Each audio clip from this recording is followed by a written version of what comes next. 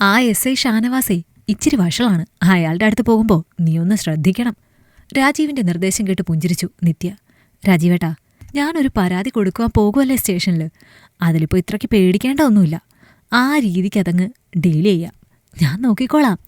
പുഞ്ചിരി മായാതെ തന്നെ അവൾ സ്റ്റേഷനുള്ളിലേക്ക് പോകവേ അല്പം ടെൻഷനിൽ തന്നെ നോക്കി നിന്നു രാജീവ്. ഉള്ളിൽ കയറിയ നിത്യ ചുറ്റും ഒന്ന് കണ്ണോടിച്ചു. സ്റ്റേഷനിൽ പോലീസുകാരെല്ലാം നല്ല തിരക്കിലാണ്.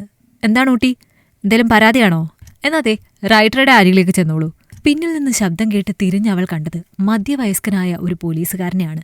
പുഞ്ചിരിയോടെ അയാൾ നോക്കുമ്പോൾ എസ് ഐയുടെ റൂമിലേക്ക് ഒന്ന് കണ്ണോടിച്ചു നിത്യ. സർ, എനിക്ക് ആദ്യം എസ് ഐ സാറിനെ ഒന്ന് കാണണം, എന്നിട്ട് വേണേൽ പരാതി എഴുതാം.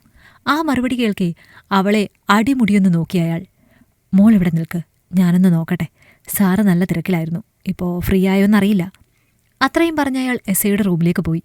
ചാടിക്കയറി വന്നെങ്കിലും പോലീസ് സ്റ്റേഷനുള്ളിൽ എത്തിയതോടെ തന്റെ നെഞ്ചിടി പിരട്ടിയായത് തിരിച്ചറിഞ്ഞു നിത്യ. അല്പം കഴിയവേ ആ പോലീസുകാരൻ പുറത്തേക്ക് വന്നു. മോള് ചെല്ല്, സാറിപ്പോൾ ഫ്രീയാണ്.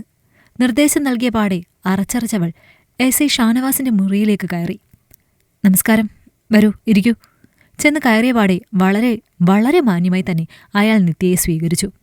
പുഞ്ചിരിയോടെ ടേബിളിന് മുന്നിലെ ചെയറിലേക്ക് ഇരുന്നു അവൾ. പറയ്, എന്താ പ്രശ്നം? പരാതി എന്തേലും ആണോ? എന്താ എന്നെ നേരിട്ട് കാണണമെന്ന് പറഞ്ഞത്?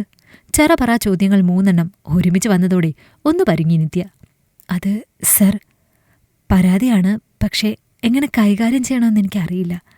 അതാദ്യം സാറിനെ കാണാമെന്ന് പറഞ്ഞത്. അറച്ചറച്ചവൾ മറുപടി പറയവേ ഷാനവാസിന്റെ നെറ്റി ചുളിഞ്ഞു. താനീ മുഖവര കളഞ്ഞിട്ട് കാര്യം എന്താണെന്ന് പറയേ.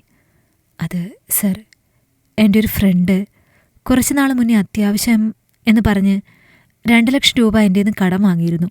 പക്ഷേ ഇപ്പോൾ അത് തിരിച്ചും തരുന്നില്ല. ചോദിക്കാൻ ചെന്ന എന്നെ ഭീഷണിപ്പെടുത്തുകയും ചെയ്യുന്നു. എന്ത് ചെയ്യണമെന്നറിയില്ല. പണം കൊടുത്തതിന് ലീഗലി എവിഡൻസ് ഒന്നുമില്ല. അതുകൊണ്ട് തന്നെ നിയമപരമായി ഇടപെടാൻ പറ്റില്ല. സാർ എങ്ങനെയും എന്നെ ഒന്ന് ഹെൽപ്പ് ചെയ്യണം. നിത്യ പറഞ്ഞത് കേട്ട് ഒരു നിമിഷം മൗനമായിരുന്നു ഷാനവാസ്. ആരാ ഈ ഫ്രണ്ട്? സർ, അവൻ്റെ പേര് നിതിൻ. എനിക്കൊപ്പം ഇൻഫോസിസിൽ തന്നെ വർക്ക് ചെയ്യുകയാണ്. അവൻ്റെ മാരേജ് ആവശ്യത്തിനാണ് ഈ ക്യാഷ് ഞാൻ കൊടുത്തത്. ആദ്യമൊക്കെ തരാം എന്ന് പറഞ്ഞ് നീട്ടിക്കൊണ്ടുപോയി. ഇപ്പോൾ ഭീഷണിയുടെ സ്വരാകുന്നു. എന്ത് ചെയ്യണമെന്നറിയില്ല. അതാ ഞാൻ ഇവിടേക്ക് വന്നത്. ആ മറുപടിയിൽ നിന്നും ഏറെ വിഷാദത്തിലാണ് നിത്യ എന്ന് മനസ്സിലാക്കിയ ഷാനവാസ്. മാത്രമല്ല അവളുടെ നിസ്സഹായാവസ്ഥയെ അയാൾക്ക് നന്നേ ബോധിച്ചു. പതിയെ ആ ചുണ്ടിൽ ഒരു പുഞ്ചിരി വിടർന്നു. സംഭവം താൻ പറഞ്ഞ പോലെ ലീഗലി ഒന്നും ചെയ്യാൻ പറ്റില്ല. പിന്നെ ഒന്ന് മനസ്സ് വെച്ചാൽ ഈസിയായി അവൻ്റെന്ന് ക്യാഷ് വാങ്ങിയെടുക്കാൻ പറ്റും. വലിയ ക്രിമിനൽ ബാക്ക്ഗ്രൗണ്ട് ഒന്നും ഇല്ലാത്ത ആളാണേൽ ഒരു തറ വിരട്ടിയാൽ കാര്യം നടക്കും. പക്ഷേ വാക്കുകൾ മുറിച്ചുകൊണ്ട് നിത്യ അടിമുടിയൊന്ന് നോക്കിയവൻ. എന്താ സർ, എന്തെങ്കിലും പ്രശ്നമുണ്ടോ? സംശയത്തിൽ അവൾ നോക്കുമ്പോൾ പതിയെ തന്റെ ചെയറിൽ നിന്നും എഴുന്നേറ്റ് നടന്ന നിത്യയുടെ അരികിലായി ചെന്ന് ടേബിളിലിരുന്നു ഷാനവാസ്. ഹെടോ, നിയമപരമല്ലാത്ത ഇത്തരം സഹായങ്ങൾ ചെയ്തു തരുന്നതിന് എന്തേലും ഒരു പ്രത്യുപകാരമൊക്കെ വേണ്ടേ? വഷളൻ ചിരിയിൽ ഷാനവാസ് ചോദിക്കുമ്പോൾ അവന്റെ നോട്ടം തന്റെ ശരീരത്തിലാണെന്ന് മനസ്സിലാക്കി നിത്യ. സാർ, ക്യാഷാണോ ഉദ്ദേശിച്ചേ? അതെന്ത് വേണോ ചെയ്യാം സാർ. ഞാൻ ക്യാഷ് ആവശ്യം പോലെ പല വഴിക്കും കിട്ടുന്നുണ്ടോ. ക്ഷാമം ബാക്കി കാര്യങ്ങൾക്കാണ്. മാത്രമല്ല, തന്നെപ്പോലൊരു സുന്ദരി വന്ന് ഇങ്ങനെയുള്ള ആവശ്യങ്ങളൊക്കെ ചോദിക്കുമ്പോൾ ഞങ്ങൾ പാവങ്ങൾ തിരിച്ചും ചിലതൊക്കെ പ്രതീക്ഷിച്ചു പോകും. ആ മറുപടി കേൾക്കി അവളുടെ നെറ്റി ചുളിഞ്ഞു. സാർ എന്താ ഉദ്ദേശിച്ചത്? തെളിച്ചു പറഞ്ഞോളൂ. എടോ, അത് താനൊന്ന് ക്വാർട്ടേഴ്സിലേക്ക് വാ, നമുക്കൊന്നിരിക്കാം. കാര്യങ്ങളൊക്കെ വിശദമായി അവിടെ വെച്ച് പറയാം. ആരും അറിയില്ല. തൻ്റെ പ്രശ്നം ഞാൻ ഈസിയായി തീർത്തു തരാം. അവൻ്റെ ആവശ്യം അപ്പോഴേക്കും വ്യക്തമായി മനസ്സിലാക്കി നിത്യ. സാറ് സെക്ഷലി ഉള്ള സഹകരണമാണോ എന്നിൽ നിന്നും പ്രതീക്ഷിക്കുന്നത്? ഉറപ്പുവരുത്തുവാൻ മടിക്കാതെ തന്നെ ചോദിച്ചു അവൾ. ഹെടോ, ഇനി സംശയമാണോ തനിക്ക്? താൻ ഉദ്ദേശിച്ചു തന്നെ 2 ലക്ഷത്തിൽ നിന്ന് ഒരു നയാ പൈസ കുറയാതെ വാങ്ങി കയ്യിൽ തരും ഞാൻ, അതുറപ്പ്. പിന്നെ ഒരു SI ഒക്കെ കസ്റ്റഡിയിലുള്ളത് എപ്പോഴായാലും തനിക്കൊരു ബലമാണ്. ആലോചിച്ചിട്ട് മറുപടി പറഞ്ഞാൽ മതി. എല്ലാം രഹസ്യമായിരിക്കും. എനിക്കൊന്ന് വഴങ്ങിയെന്ന് വെച്ച് തനിക്കൊരു ദോഷവും വരാതെ ഞാൻ നോക്കിക്കോളാം. ആ മറുപടി കേൾക്കി പതിയെ ചെയറിൽ നിന്നും എഴുന്നേറ്റു നിത്യ. അതോടെ ടേബിളിലിരുന്ന ഷാനവാസും ഒപ്പം എണീറ്റു. പ്രതീക്ഷയിൽ അവൻ നോക്കി നിൽക്കുന്നത് കാണുകെ ഉള്ളിൽ ചിരിച്ചുപോയി അവൾ. ആ ചിരിയുടെ ഒരംശം ചുണ്ടുകളിലും വിടർന്നു. രാജീവേട്ടാ, ഇത്രയും മതിയോ? ഓക്കെയാണോ? തൻ്റെ മുഖത്തേക്ക് നോക്കിക്കൊണ്ട് തന്നെ നിത്യ അത് പറയുമ്പോൾ ഒന്നും മനസ്സിലാവാതെ നോക്കി നിന്നു ഷാനവാസ്. ഓക്കെയാണ് നിത്യ. ഇനിയിപ്പോൾ പാവം സാറിനെ കാര്യം അറിയിച്ചേക്ക്. മറുതലയ്ക്കൽ മറുപടിക്കൊപ്പം കൂട്ടച്ചിരി മുഴങ്ങി. അതോടെ പുച്ഛത്തോടെ ഷാനവാസിന്റെ തൊട്ടരികിലായി ചെന്നു നിന്നു അവൾ. സാറേ, ഞാൻ മീഡിയാണ്. നിത്യ ഹരിദാസ്, CSTVയുടെ റിപ്പോർട്ടറാണ്. ഇത്തവണ ശരിക്കും അന്താളിച്ചു പോയി ഷാനവാസ്. ഒരു പണി എവിടെയോ മണത്തിരുന്നു അവൻ.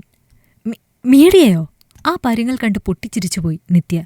എന്റെ സാറേ, നിങ്ങളുടെ പേരിൽ ഒരുപാട് പരാതികൾ സോഷ്യൽ മീഡിയാസ് വഴി കറങ്ങുമല്ലേ? കൂടുതലും പെൺവിഷയങ്ങൾ. സ്റ്റേഷനിൽ വരുന്ന സ്ത്രീകളോട് നിങ്ങൾ അപമര്യാദയായി പെരുമാറുന്നു എന്ന ന്യൂസ് പല വഴിക്കും കേട്ടപ്പോ എന്നാ നേരിട്ടൊന്ന് നോക്കിക്കളയാമെന്ന് കരുതി വന്നതാ. കേട്ട വാർത്തകളൊന്നും കള്ളമായിരുന്നില്ല എന്ന് ഇപ്പം മനസ്സിലായി.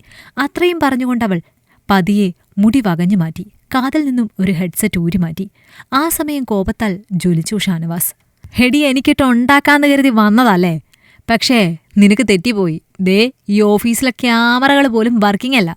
സോ വിവരാവകാശം കൊണ്ട് പോയാലും നമ്മൾ സംസാരിച്ചതിന് തെളിവൊന്നും കിട്ടില്ല. എനിക്കിഷ്ടപ്പെട്ടു. എന്തായാലും മോള് ചെല്ല്. നിനക്കുള്ള പണി ഞാൻ എഴുതി വെച്ചേക്കാം. അപ്പോഴേക്കും കയ്യിൽ കിട്ടും. പിരിച്ചു വെച്ചിരുന്ന മീശയിലൊന്ന് തലോടിക്കൊണ്ടാണ് അവനത് പറഞ്ഞത്. എന്നാൽ ആ മറുപടി കേട്ട നിത്യ വീണ്ടും ചിരിച്ചു.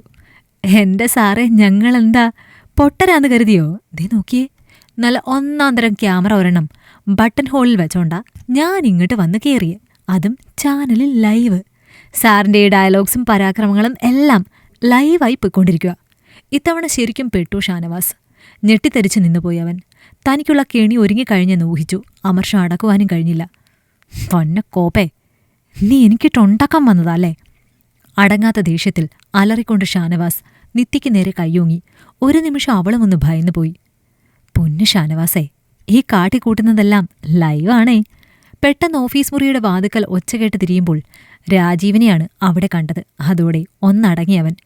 എടോ, നിനക്കുള്ള പണി ഈ ലൈവിൽ നിന്ന് തന്നെ റെഡിയായേക്കും.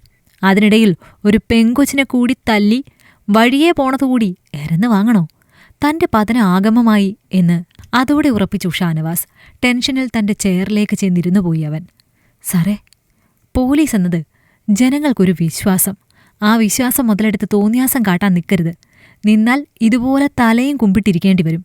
എന്തായാലും വീഡിയോ ലൈവ് പോയിട്ടുണ്ട്. ബാക്കി കാര്യങ്ങൾ എങ്ങനെയായെന്ന് വഴിയേ അറിയാം. സാറ് എന്തിനും റെഡിയായി നിന്നു. അത്രയും പറഞ്ഞു തിരിയുമ്പോൾ വല്ലാത്തൊരു സംതൃപ്തി തോന്നി നിത്യയ്ക്ക്. റിസ്ക് എടുത്ത് ചെയ്ത ഒരു ദൗത്യം വിജയമായതിന്റെ സംതൃപ്തി. മറുപടിയില്ലാതെ ആകെ തകർന്ന് ഷാനവാസിരിക്കുമ്പോൾ ആ ലൈവ് വീഡിയോ വൈറലായി തുടങ്ങിയിരുന്നു. അധികാരികൾ അവനായുള്ള ഇഷ്ടമായെങ്കിൽ ലൈക്ക് ചെയ്യൂ. നിങ്ങളുടെ അഭിപ്രായങ്ങൾ കമന്റായി രേഖപ്പെടുത്തൂ. കൂടുതൽ കഥകൾ കേൾക്കാൻ ഈ ചാനൽ സബ്സ്ക്രൈബ് ചെയ്യൂ.